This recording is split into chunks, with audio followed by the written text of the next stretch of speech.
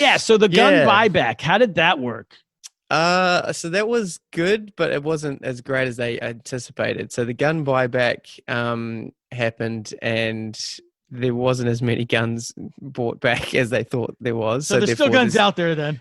Yeah. So a lot of the gangs and stuff are still, roaming around with different things. But the difference is, obviously, if they get caught with them, they can, even just like having them in their car or whatever, it's a huge deal. So yes, they're still out there and around, but touch wood, there's just been no. There's been nothing.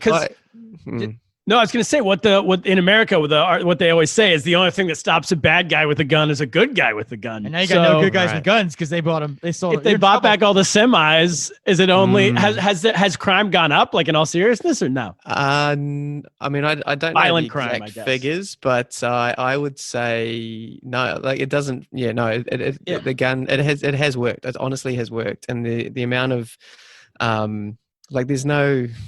there's just hardly any gun crime here anyway, but I feel like it's definitely worked. It's definitely because our cops they don't wear guns.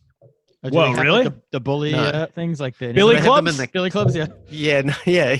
No, so they've got tasers. We've got tasers. Oh, nice. So it's like the friendly gun. Everybody loves it. So you crush people's cars, but you never shoot them for breaking the law. Yeah, that's right. So, but the thing is that they do have guns and they have access to them, and they get called out. So if it's like they get a radio over and go, we need to get John, go get the gun. We need the gun for the son. Go to the safe and get the gun, the house gun. Get the son. Yeah, exactly. Get the house gun. Yeah. And then they'll go out and do that. But in terms of like walking around, if you see just people on the beat or just on the street, they won't be. They've got no guns on them. So, but they have access to them and they can call them in. But yeah, that's the thing. So, but yeah, I think that it definitely, honestly, it definitely works. And the things like school shootings and that kind of thing, that's just not even a.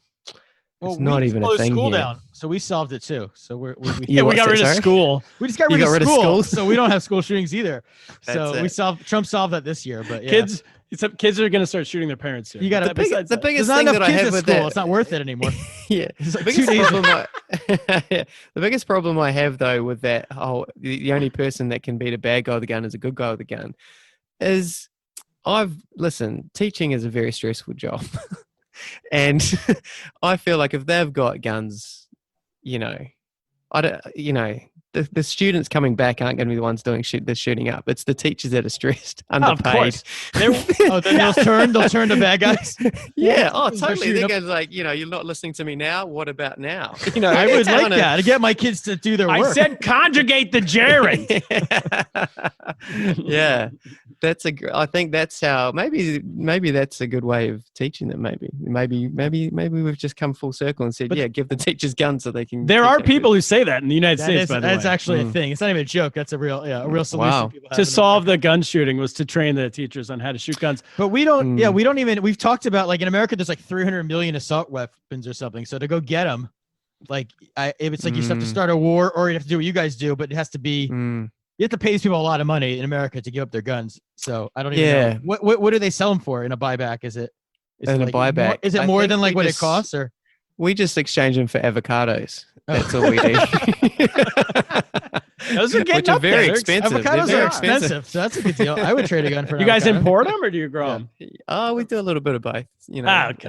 What about? I have a left field question here. Mm-hmm. She's grew up Mormon, right? Jacinda, which that's just fascinating to me that American culture has spread all the way around the world. So there's Mormons in New Zealand, but then she grew up Mormon, but she left the Mormon church because of the stance, anti-gay stance and everything like that, which is consistent with the United States.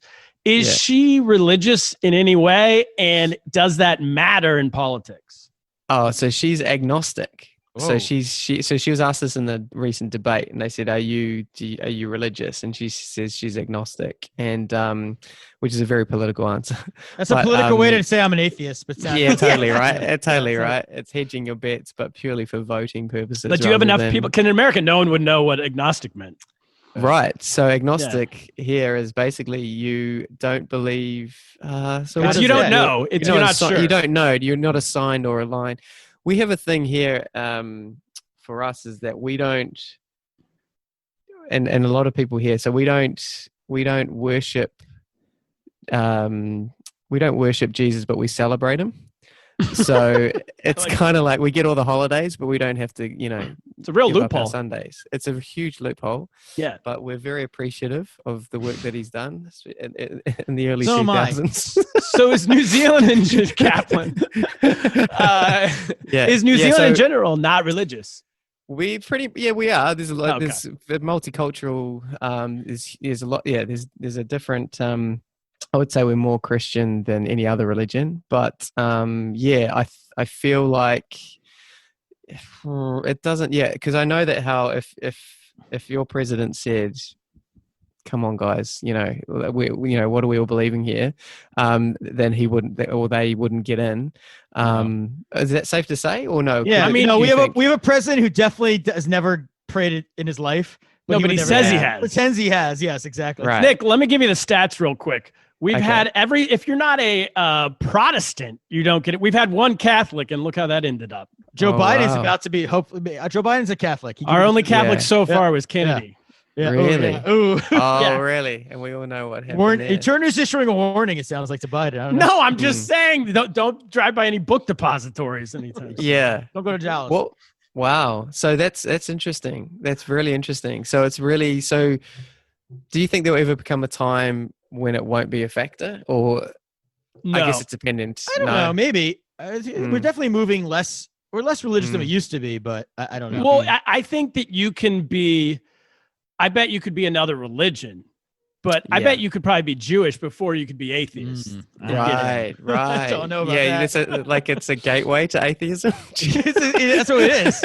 Kaplan. It's a gateway to. I'm not sure. No. Maybe you could be gay before you could be either of these. You could definitely be gay first. Yeah. We'll have a gay president before we have an atheist president. Yes. For sure. Yeah, like Mayor Pete was a very religious. We talk about going to church and stuff, but anyway. Yeah. So I think, so it's interesting that because she was Mormon, and so she would have had to, do a lot of.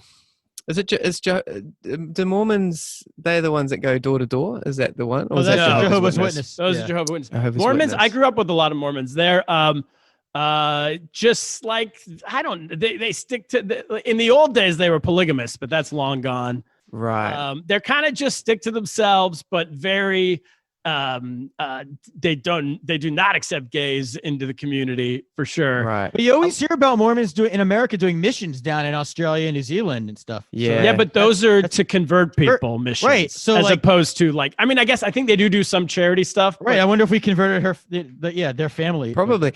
I'd imagine so. Yeah, for sure. I feel like that's, there must be some people in that religion though that's kind of, there must be easier countries to go to, like obviously New Zealand, the Cook Islands, or something like that. Like, I have a friend. So let me just say on the record, gone to Papua New Guinea or something. Yeah, the Mormons I know are great people. Let me say that on the record. They're very nice people. Great people.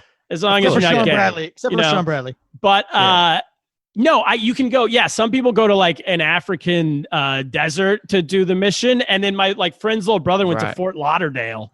Right. Which is like a suburb of Miami. And he went to do his mission there. So you can go anywhere. So is it pulled out of a hat, or do they request to go to these places, or they just go? No, it's pulled out of a hat, basically. Like they need people everywhere. That's in the Book of Mormon. That's how it was, right? They just send. I don't know.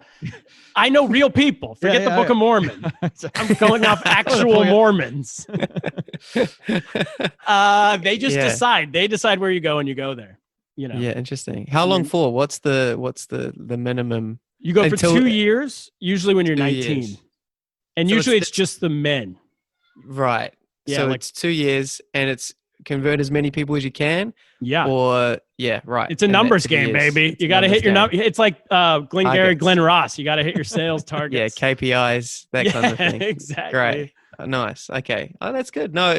Yeah. So I think she. So she grew up there, and yeah, it hasn't really affected, or there's nothing, there's no pushback of the fact that she is not assigned to any specific religion. Okay.